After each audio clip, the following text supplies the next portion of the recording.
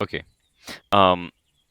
Let's begin by giving a general idea of what we're doing. So basically, I'm working on some kind of like, you probably saw, like, there is now a new kind of infantry structure. Generally, it's not really anything to be adhered too closely to, but basically, we want to work on this idea of having an attacking team and then kind of like a support team that puts down suppressive fire so that we can keep moving but also keep up fire at the same time. And that's kind of the whole idea behind this training. So it's mostly like just basic infantry, like moving from point A to point B without getting shot or anything like that, or just being able to move without kind of splitting up and getting all disconnected and things like that. So that's as far as it goes in terms of like a contextual application. Like, it's going to be things like, let's say we were attacking that position over there, or we were just walking towards it and didn't expect anything, and then we got attacked. Then we might have some idea of how to get out of that situation and then rebound from it. So, if you reference your maps, it's always a good idea with these things just to get some like geographical analysis going. So we're currently at position 1 over at the southeast of the map on the smaller island. So, basically just looking for things like trees or maybe walls, basically any way in terms of like attacking a position. Like, let's say we wanted to attack this position. Um, Rather than just going down the main trail, maybe we could go through the trees. We see there's a wall here that could provide some entry into the building. Just those sorts of things that might help give an idea. And if you do see something like that, always try and point it out to a team leader if they've missed it, or to anyone else. And because at the end of the day, I can't micromanage everyone, and that's kind of why we need to have some of our own understanding of this, so that we can kind of strategize on a more individual level and come up with just some sort of general strategies. Because obviously, once we get in an engagement, we don't really have time to be sitting around planning out how we're going to attack something.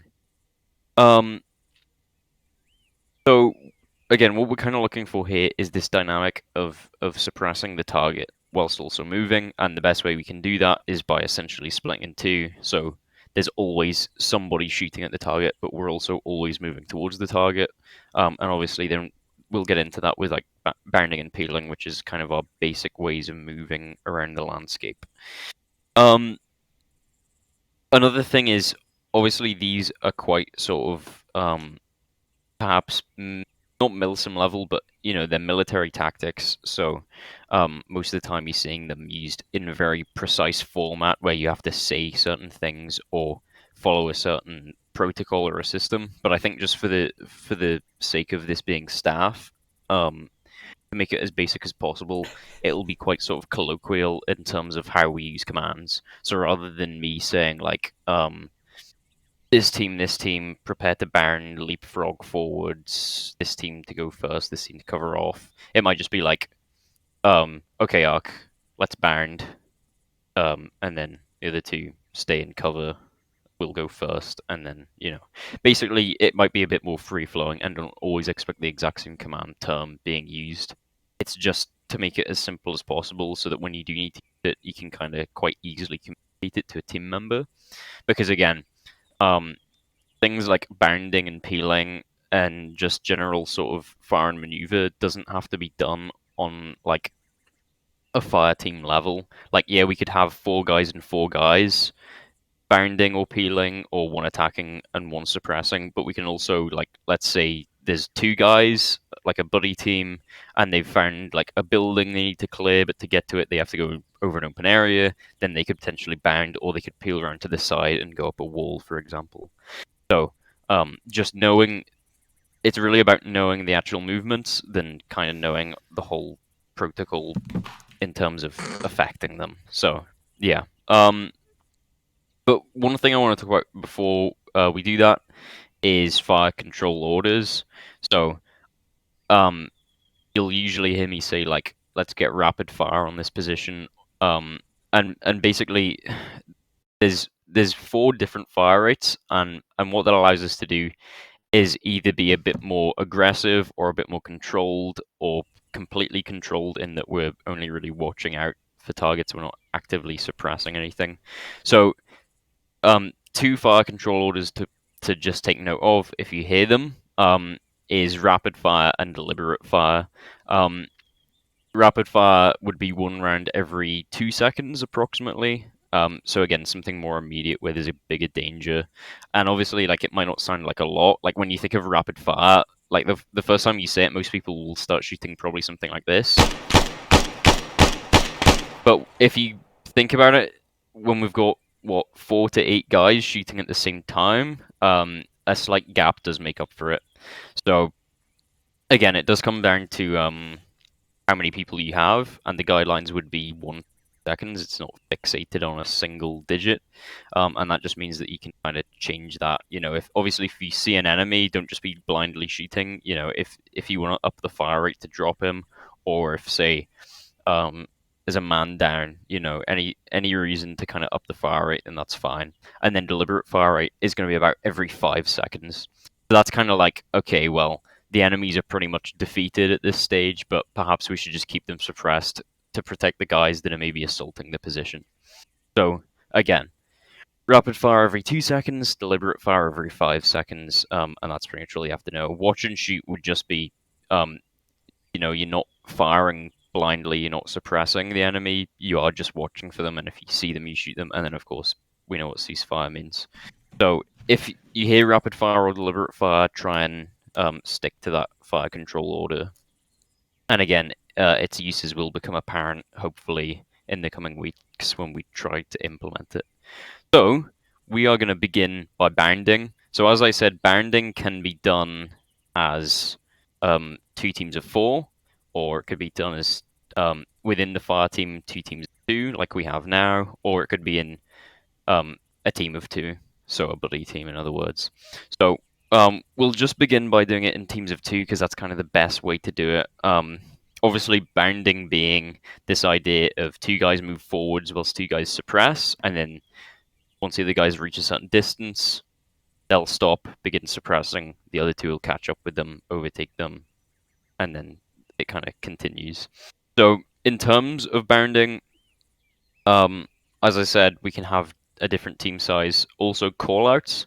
So it's worth mentioning that a bound can certainly be suggested by anyone. You don't have to be the team leader to bound a unit. But with the way we've structured it now, hopefully, if I'm leading, I'll have a co-lead that's in the other fire team. So let's say there was us 4, and then there was another team of 4, so 2 fire teams. That means that we now have essentially 1 leader to account for 3 people. So with that, it means that perhaps they can be a bit more direct in terms of orders. It's not 1 guy giving out orders for 8 people, and maybe 4 of them are doing a completely different thing to the other 4. But again, let's say you're in a buddy team attacking a position, you might just say like, you and me, let's burn forwards, I'll go first, you cover me. And again, that's simple, and just that way it's not you 2 running towards the position getting shot. So, in terms of rate of fire, we'd probably want rapid fire. Essentially, with any kind of movement, just assume it's rapid fire unless they state otherwise. And if it's like, obviously, if you're bounding towards a position where you don't see any enemies, there's not really much point putting rapid fire down. This is more if it's something immediate, like we take contact and then it's just sudden callouts. The team leader might not have the opportunity to specifically say what fire control order it is, but again, just assume rapid fire because that's going to be your best bet in terms of actually surviving and moving forwards. There's kind of 2 uses to bounding. Obviously, we can bound forwards or we can bound backwards. The kind of primary uses for that would be if we're assaulting the enemy position, obviously we're going forwards. So again, in the case of this, in order to get over there but keep the enemy suppressed, 2 of us would need to be moving forwards, 2 of us shooting. Or let's say we wanted to kind of move back because we're being overwhelmed, let's say by machine gun fire, we might bound backwards and then potentially peel off. From what I can see, this would be our closest place sort of to retreat to. So again, we're keeping up fire, but we're also moving guys into that cover. We're then getting a superior position. Then maybe the team leader will step off, review what we have in terms of geography, and then find a way around to flank that position. So it kind of gives you an idea of how important, how useful it is.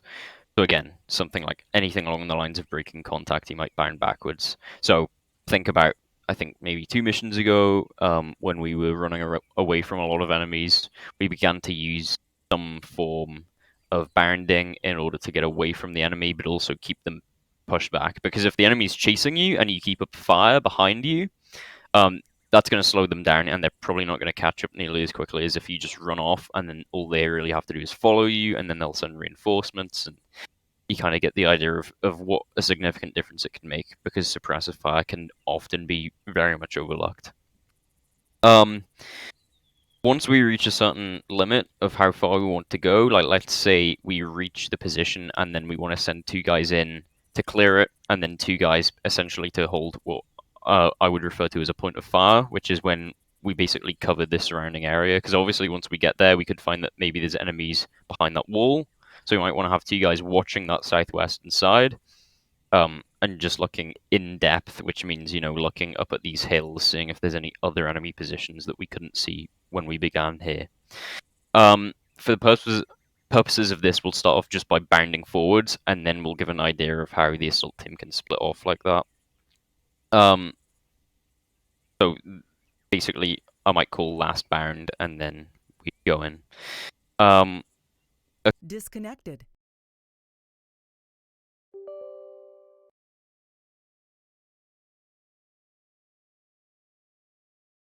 Connected.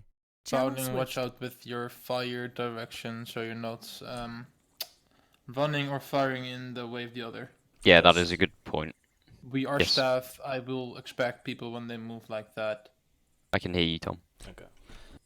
Yeah, just make sure once you've essentially, the best thing you can do is just check your bearing, or certainly call out the bearing that you're gonna bound on, and that just means that you're going in the same direction consistently, whereas you didn't want to wave off to the left or the right. I mean, if worse comes to worse, just make note. Okay, are the friendlies on my left side or my right side? And if so, can I afford to slightly move off to, say, the right side, in the case of Ark, and if I was here? And that just means that I could get maybe a higher position if I needed to, or get to them trees and them rocks, but again, don't sway off to that line of fire. So a good thing to note. And then finally, of course, try and make use of cover and concealment. Like, just because this is like the basic system doesn't mean we can't use common sense. Like, as I said, in a realistic world, we'd probably be peeling to the right, getting behind this cover, and then putting fire down. And again, also in an ideal world, there'd be 8 of us. We'd have a fire support team. So just for the purposes of example, if that was the case, what we might see is we form an extended line. Now that we've taken contact, we put down suppression. The support team puts down suppressive fire. We peel off to the right, get behind cover. They then join us. They hold their position up here, putting down suppressive fire on the position, whilst we go around that hillside and flank them from the northeastern side, for example. So now that I've pretty much gone over sort of the general ideas of what we want to look out for when we're bounding, we'll kind of go through it. So it's a pretty basic system. Basically, what would happen is I'll give a call out. It'll be pretty sort of obvious. Like, I'll just say something like, "Okay, prepare to bound forwards." Me and Ark will go first. Other 2 cover off, and then we'll run forwards. So approximate distance could be something like up to there. Then I would stop, crouch down, begin shooting, and then you guys would start moving. Now, it's typical to expect sort of this set command, but again, because it's staff and this isn't really a full-on milsim unit, you can kind of get away with just sort of stopping. It kind of depends, like visually here we're out in an open field, but it may just help to say set. Well, and again, usually we always just said if we were bounding, like moving and holding. Yeah, that also works. And again, it just comes down to like, well, one thing I would say is probably go and yelling once you get an engagement like this, because what we want to do is cut back on radio chatter as much as possible and just go based on local voice, because that will help quite a bit, as you'll find. So I recommend once we get into it, engagement, we do that. One other thing I want to mention before we bound, Actually, no. We'll do it after we bound because then I'll go into like sort of a more fully organized assault on this position. So let's just begin and see how it goes. Hopefully not too bad. Can I make one suggestion, Toast? Yeah. With the bounding, instead of estimating a distance, do like 2 seconds that one runs and then stops. Yeah, that works. We'll, yeah, let's go with that. Okay, so two on the left, two on the right. Ooh. Doesn't particularly matter, but I mean, the more dynamic we can be, the better. Okay, so basically, when I see contact front, if everyone else just says contact front, and then we start putting rapid fire down, and then we'll go from there. Okay, contact front. Contact front. Contact front. Fire team prepared to burn. Me and Tom move first, other two cover off. Moving. Down. Two moving.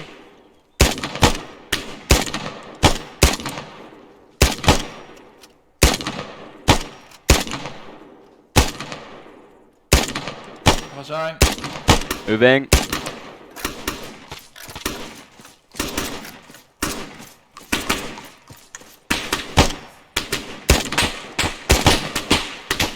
Moving.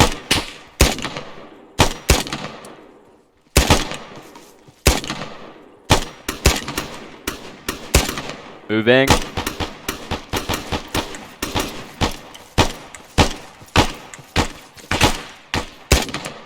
Last bound. Moving. Resign.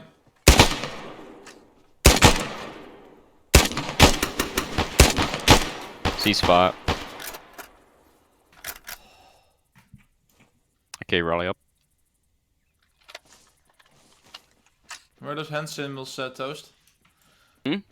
Where's your ready up symbol, huh? Oh yeah. So as you can see there, okay, as you can see, basically from contact front to finish, there was fire going down in that position, and you could probably imagine, if that was a fairly lightly defended position, we would probably be somewhat safe in taking it and keeping the enemy rest.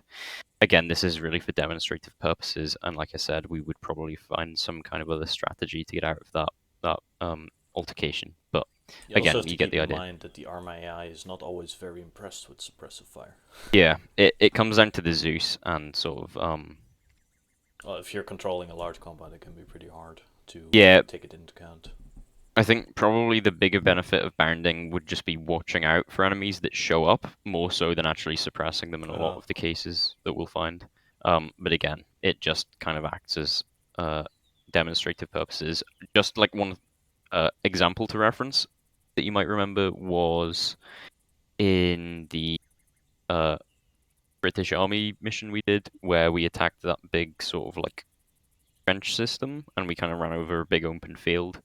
I think in that case, bounding might have been somewhat beneficial. But again, Yeah, that Kinda- was basically a banzai charge. yeah, exactly. Just keeping up that suppressive fire, and the Zeus will recognize that, or certainly they'll recognize when you're not suppressing them, and then it's at that point that maybe the Zeus will control an AI and start actually putting out some pretty damaging fire. Okay, so in terms of bounding, pretty good. We'll try bounding backwards now, just for the sake of practice and demonstration, and then we will go on to kind of, well, we'll do peeling, and then I'll talk about RTR and some other stuff like that. So let's form up, facing here, but preparing to go backwards. Okay, so again, it's literally the same thing, you just go backwards instead of forwards. Okay, stand by. Contact front. Okay, prepare to peel backwards. Me and Ark will move first, other two cover off. Move.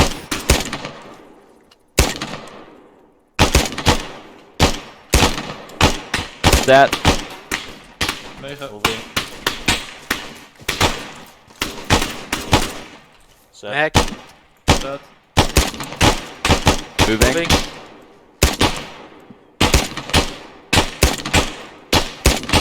Set. Set. Moving. Set. Moving. Set. Moving. Left barn. Dead. Magazijn. Moving.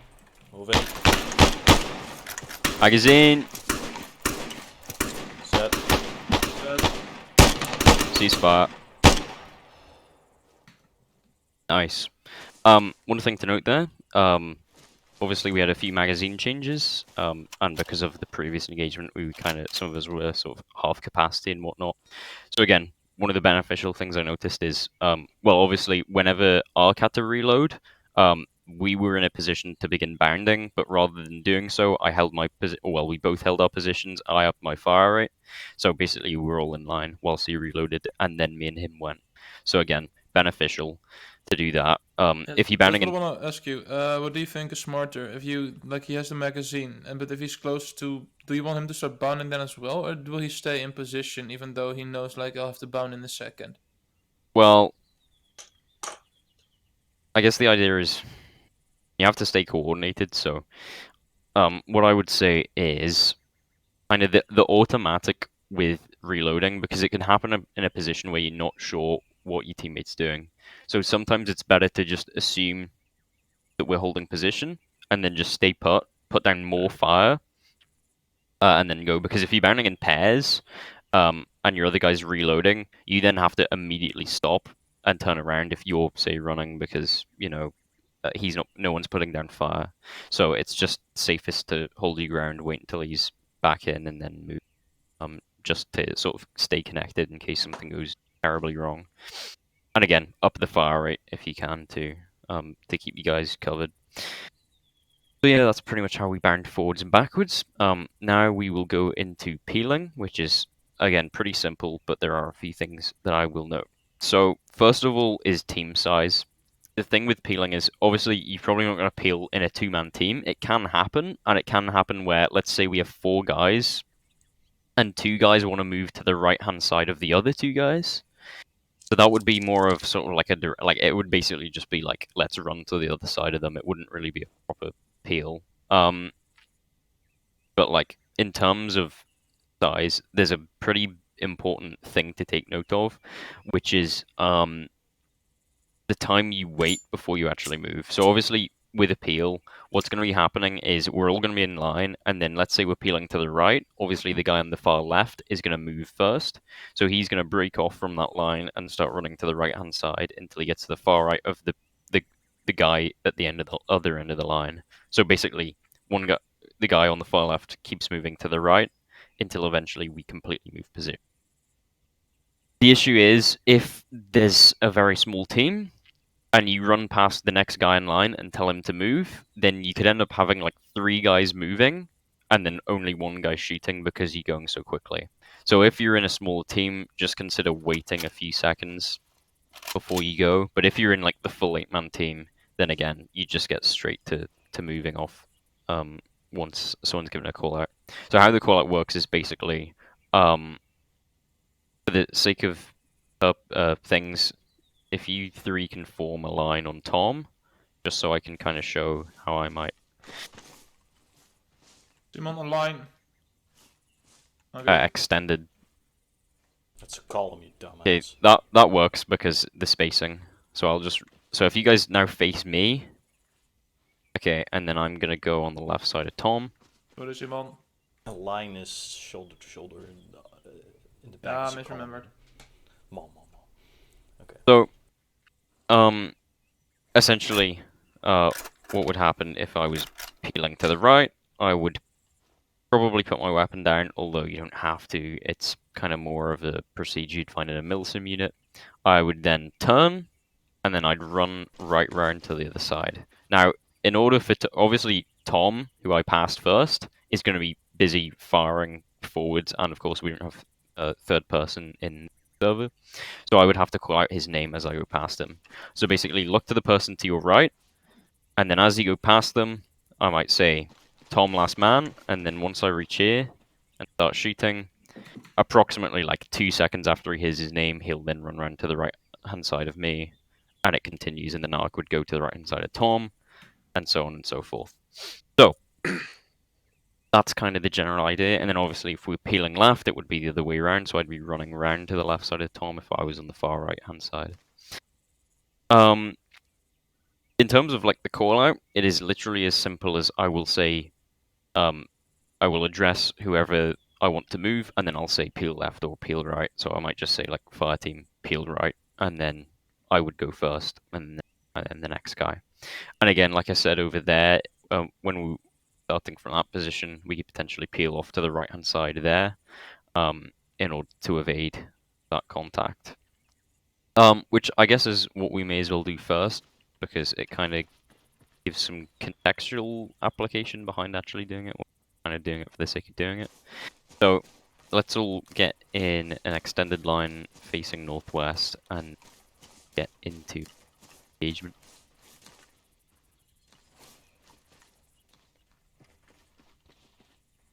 And again, it's the same as last bound. I will say last peel, and then that means the person that's about to be running next will do their run, and then that's it.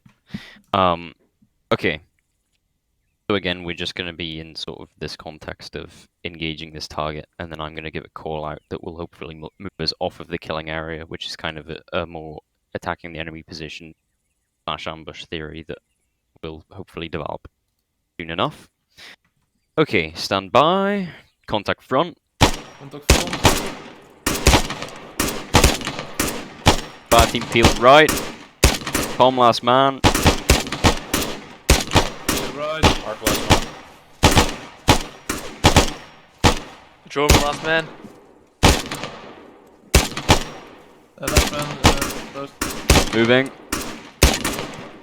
Palm last man. Arc last man. Max change. Last peel. Drover last. Those last man. Moving. Ceasefire. Tom last man. Okay. Last period. Yeah, sorry. So, Okay. one thing was, when you were, Jiren, when I peeled around, obviously you were shooting to the right-hand side, which slightly set me off. Obviously, I know when Tom or Ark came around, you then adjusted, but I was slightly worried I was going to run into a line of fire. So, for the sake of just, obviously you covering off to the right-hand side, but I would just keep covered to the northwest in case someone does run into your line of Or fire. if you have to shoot to the right, Yeah, shoot more fair enough, diagonally but we and were not told straight. that at least you hold both ends, as in like with you peel right that you hold both. Well, if you're peeling right, and then the guy on the far right is shooting to the right, it seems a bit dangerous. I mean, I don't have to shoot them, and I can at least hold the corner. But Yeah, Yeah. but I was holding momentarily because you were shooting in my position. Yeah, okay, then I might not fire, but then I'll just keep the line, I guess, and then switch to the other end if you're past. Yeah, I mean, and again, just on like a contextual basis, like most of the time, we're probably not going to encounter a whole lot from the sides. It will just be putting down fire on that specific position. But obviously, it could be like if we're going to identify a contact to the side, it's probably going to happen as someone's running towards that direction. At which case, it'll go into probably some kind of half assault formation. But I mean, knowing STAF, it'll probably get quite chaotic. But again, what that enabled us to do was kind of move up this hillside, and with the peeling, it doesn't necessarily have to be like directly to the right. Like obviously, we went on a pretty stiff angle. Like we literally went directly sideways, but in a more like common sense sense, we might have been able to actually go up this kind of ridge line here and just continue up it, so that we have that because obviously once we reach this point, we're not shooting at anything really. So maybe from a call out perspective, I could have said like, let's peel right up this hillside, and then again, it's just about getting up the hillside itself and keeping up the suppression. We don't have to go on this like 90-degree angle the whole way through. So there's just an idea in terms of how we could potentially bound in the future. Considering I was bounding first, I probably should have started off with that. And I think because I went straight to the right, it kind of continued. But at least we now get the idea of how it works and how we can kind of change it a bit more dynamically to fit the actual situation that we're in.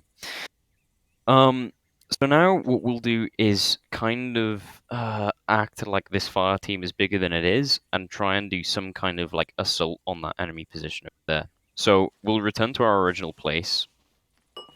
Toast, one more thing actually. Yep. With the peeling, if you now have your if the last man who's supposed to peel but hasn't yet is out of mag, he also just runs, right? Directly. He doesn't wait. He goes, right? Yeah. Yeah. Does anyone need fresh mags? No. Oh, still good.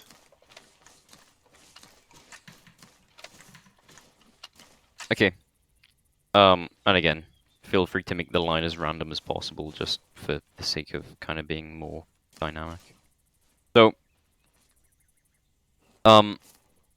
again, in an ideal world, we'd have all 8, well, the approximate 8 people to kind of do a fire teams. But obviously we don't. So what we're going to do is kind of simulate having 2 fire teams to attack a position. So me and Tom are going to be the assaulting fire team. Well, actually, it would make more sense given he's a marksman that he's in the Bravo fire team, but we'll just discount that for the purposes of convenience. Yeah, I just picked a random loader. Yeah. And then Ark and Giron are going to be our fire support team. So their objective is basically going to be getting into a solid covered position and putting down fire, whilst they cover me and Tom to get round to that enemy position. So, again, as I mentioned, one potential way to solve that could be peeling, and then the assault team bounding whilst the support team puts down fire. So if we get into a line, we'll go through that. I won't exactly give you the strategy, but you pretty much already know it, and we'll try and be a bit more improvised, but not a whole lot, given that we've kind of about this for a while now. So if you all stand by, and we'll get cracking on with this engagement. Okay. Also, I recommend you go and shouting if you haven't already. Okay, contact front. Contact front. Contact floor.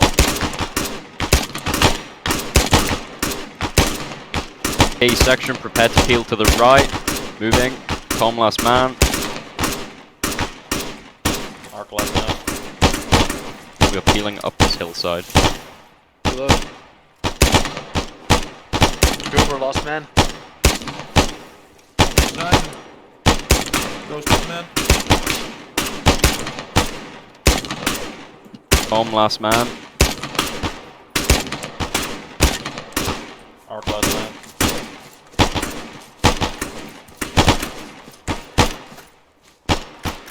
Drummer, last man. Last peel, last peel. Last peel. You remove last man. Last peel, last peel. Mac. Deliberate fire right, deliberate fire right.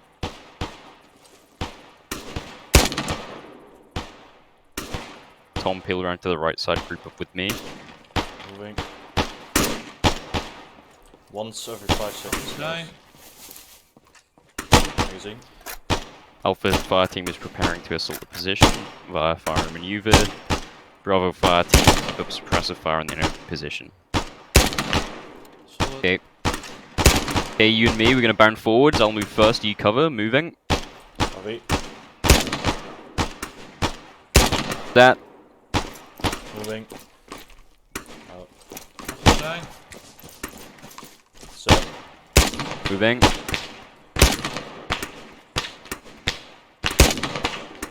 That. Moving.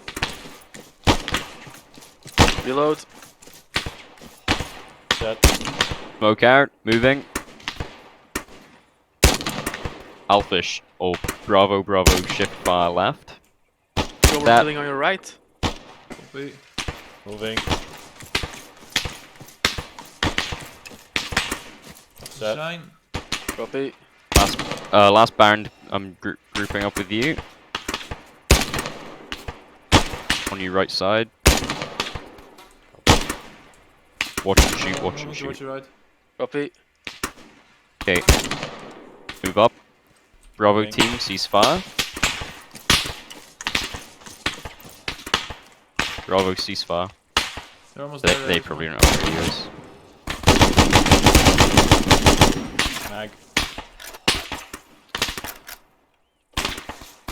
Magazine. Pushing on your Clear. right, Romer. Ceasefire. Copy. Guys, you might want to get some radios if you don't, because, You do have radios. well, Toast said ceasefire like 3 times. No, we already ceasefire, but No, you were still shooting. Yeah. Well, your fire was pretty good through smoke because you nearly hit us, so... You got So yeah. listen. That just Yeah, gives you an listen. idea of, you know, compared to, like, the first time where we were just running across a field. In that case, obviously, we peeled up, we kept down fire. There was always fire going down in that position. Me and Tom managed to bound up, smoke them, get in, clear it. I do think, like, one thing for us, like, we often have machine gunners, so I think it's best if we have a machine gunner on the covering team, we can just Yeah. do short bursts so people don't have to waste all their magazines on one position. Yeah, so we can have guys just on a very deliberate fire rate, if not watch and shoot. And also, if we have a marksman, they'll also be on watch and Yeah, shoot, exactly. pretty much at all times. I just Um, wish Otherwise two you're gonna LMG burn move for max quickly. really quickly. And another thing is, obviously sometimes we have vehicles with machine guns, so, you know, they could also be providing, they could basically act as the entire Bravo fire team for us in some circumstances if we're dealing with those bigger assaults where we maybe have to suppress multiple positions as we clear them out one by one. But again, that gets into like big attacks on like fast bases and stuff. Like, I think it's fair to say, well, for those of you that were there in the last mission, in terms of firepower, we were severely outnumbered. Not to mention the key to our mission, the plane, dramatically failed. So I heard the story. yeah. Anyhow, it was a good effort. So what we'll do now is something pretty similar actually, but also different. There'll be some targets to shoot at.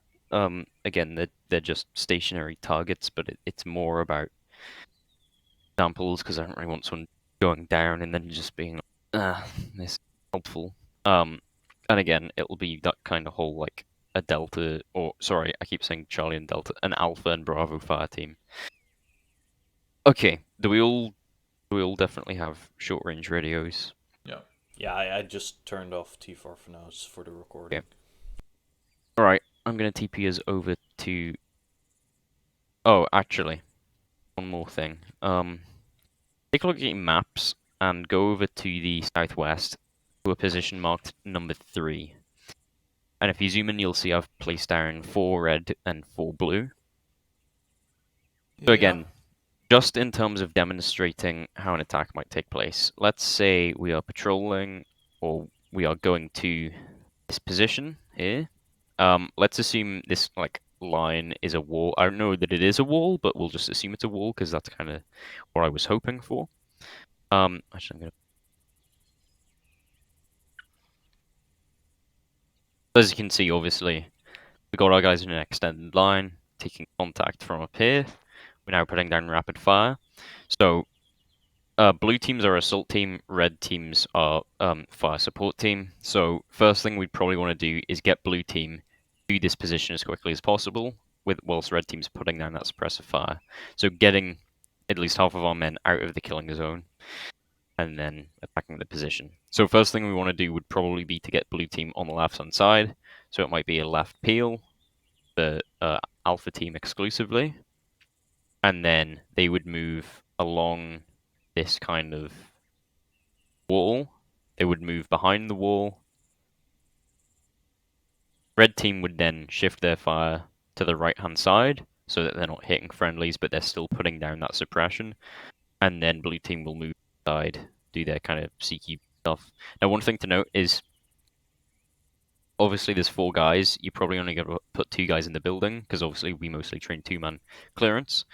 And there could be more positions further off to the north in this case. So in order to account for that, what we might expect is the first 2 guys to basically break off, and then the other 2 guys move interior. So these guys are kind of this CQB team. And then these 2 guys are our more sort of point of fire team, watching in depth for further enemy position. Now, obviously, that can be quite sort of it's not complicated, but like expecting anyone to particularly pull that off as conveniently as it was just done isn't necessarily expected. But again, it might be something that me or a co-leader kind of realizes without maybe even us anyone noticing. It's just kind of one of those general things for CQB, like getting two guys in the building whilst another two cover, and then obviously our Bravo fire team will unfollow. Now, one thing to note is when we assault a position, we have a direct route, which is them literally moving straight to it, or the proven route, which is them going the same way we went. Obviously, if it's quite a long assault, you might want to follow the proven route because the direct route might have some kind of enemy position that we didn't know about that they then encounter. So again, better for them just to follow that kind of proven route and then get back as safely as possible. And then, of course, our team is regrouped, and then we can move. Jesus. Jesus Christ. So, let's go on to our next assault. This one, again, will be not particularly... like, I'll not speak much for this one. We'll just kind of get on and do it to kind of... Yeah. You also have to keep in mind that the staff, and as soon as one person goes down, it's complete and utter chaos. Yeah, so, again, just about keeping down some suppression, getting that person moved out of the way. We'll probably do some kind of, like, training for setting up casualty collection, but also moving casualties. That's maybe an idea for a future training, is just Yeah. how to deal with casualties. I think it would be nice if we have some more, like, extra medics for that as well, and then we can... Yeah.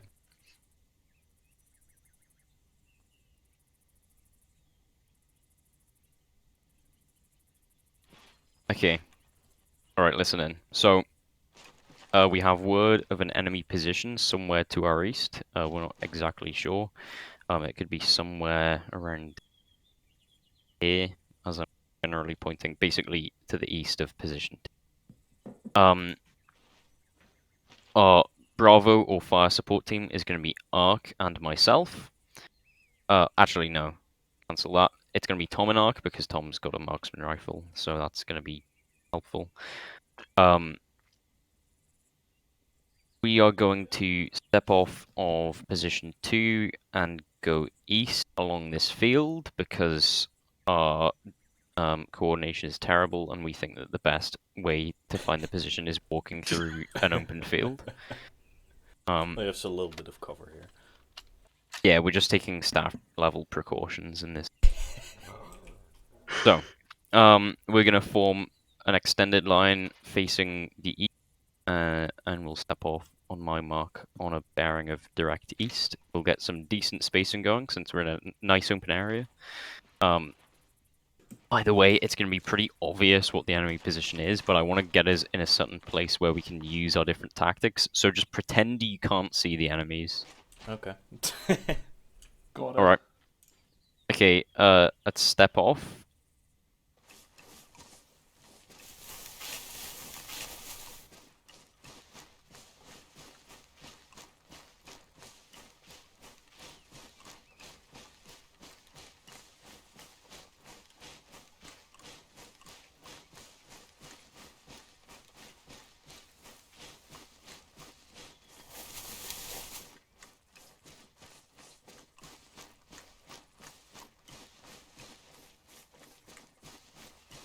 I sure wonder where these enemies could be. I don't know. I can't see them. I have no idea either.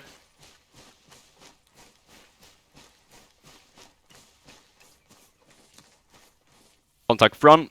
Contact front. Contact. Afgeschijn. Section enemy contact front, reference the blue building.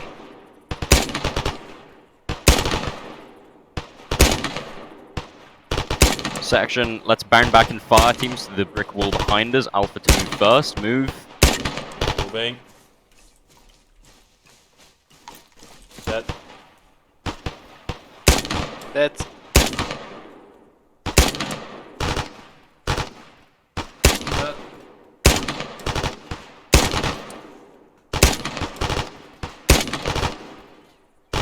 Okay, listen in. Alpha is going to continue left in a single file line, moving along the rocks and the trees to the left. Bravo, maintain your suppressive fire from this position.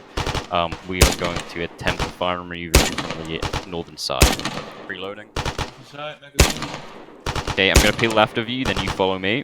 Copy.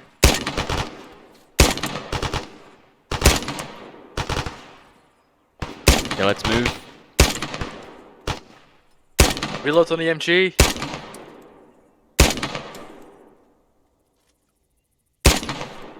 On your 6. Roger.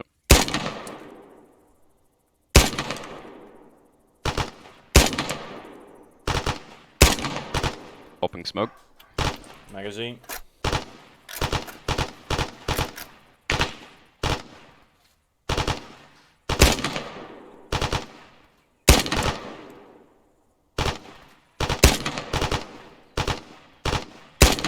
Contact behind the wall.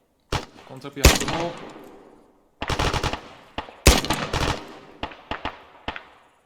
Bravo, shift fire right. Okay, Fire right. let's bound forwards. I'll move first. You cover, moving.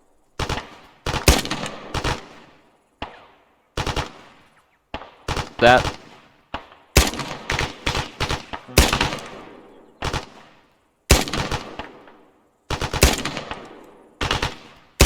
Magazine.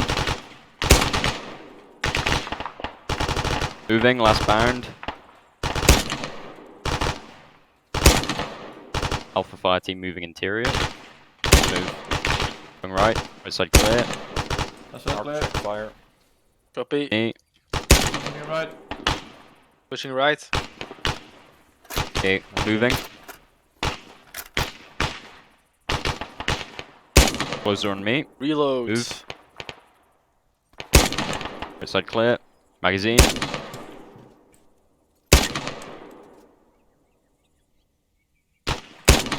Okay.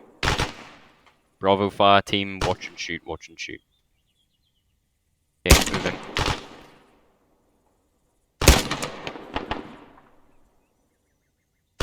Turn left. Magazine. Got an open door on me. Me. Left side clear. Bravo fire team, move to us via our proof. Copy, moving. Arc, take point. Alpha moving to second deck. Left side, left side. Ja, raar heb ik van mij niet, dus... Proven route, dus linkerkant. Door. Grabbing bang. Open it. Bang out. Going left. Bravo Left coming side in clear. the compound. Is that clear? Roger. Compound clear. for Alpha Rear exit, check. exiting Right the two deck building. With you. Bravo holding perimeter. Position clear, ceasefire, regroup. Okay, what we now might expect is to, essentially we want to move off of this position. So, obviously now that we've taken the position, what we might expect is the enemies to send in reinforcements or to mortar us. So at that point, me as team leader, I might check out the map, again, kind of review what we have. And I know from attacking, well, all of us know because we took the proven route, that we have that dead ground off to the left with the trees. So we might then move off there, set up 360 cover, and then do any sort of medical stuff, whatever it might be, rather than staying in this position and then potentially facing planned reinforcements that know exactly where we are. So again, it's better just to surprise them by moving off this. I mean, this is a pretty big staff problem in the long run as well, that we always overstay in compounds and locations and then we get stuck. Yep. Even as simple as if we're going to stick around for a long time, just getting as far away from the place that they know we're most likely to be. Okay, so that is pretty much all I've got in terms of this training. Like it is just a really basic bounding peeling, but it kind of feeds in more sort of logical stuff in terms of how we attack positions, and kind of gives an idea for how you can not only lead a team but work with the team leaders to strategize and come up with some ideas, particularly if they get stuck. So the hope now would be that Certainly, at least when I'm team leading, I will have a dedicated marksman and machine gunner that have already made themselves apparent before the mission. And then I'll be able to split the guys into Alpha and Bravo team.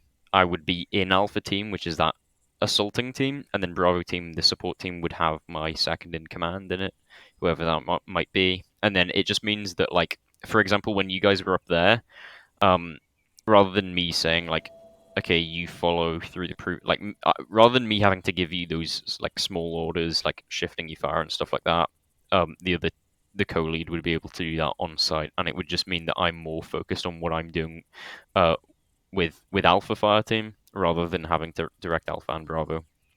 So just imagine it that way, and that kind of gives an idea for hopefully how we can start to coordinate ourselves.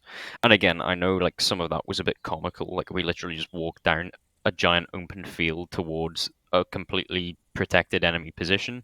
But again, it's more about like getting out of bad situations and just demonstrating how we use those It's a tactics. training scenario. It doesn't have to be that realistic anyway. Yeah. Not to mention, the more difficult the situation, then the easier when we get into, actually just And knowing where the position is. of course, right now we're with only 4 people, and if we're with more people, it's gonna become more chaotic, and you always have people not listening to your commands. And again, there's going to be people who don't know. Well, the bastards better watch the video at least. Yeah, I'm gonna try to get it uploaded tomorrow and add some timestamps as well. Yeah. Okay, cool. Right. Thank you. Then I'm gonna end the recording here.